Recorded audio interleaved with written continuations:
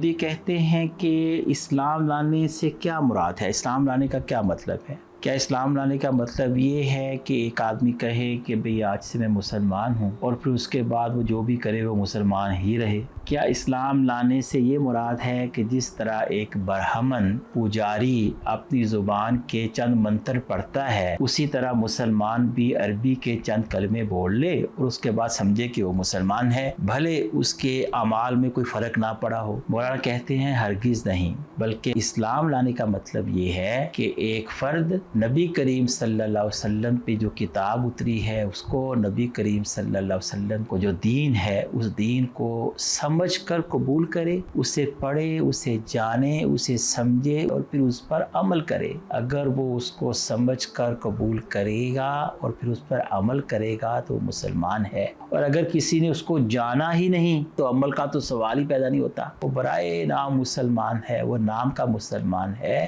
وہ حقیقی مسلمان نہیں ہے کہ جس مسلمان کو اس کے اسلام پر اللہ کی نصرت حاصل ہوتی ہے، اللہ کی رحمت حاصل ہوتی ہے، اس دنیا میں بھی و آخرت میں بھی۔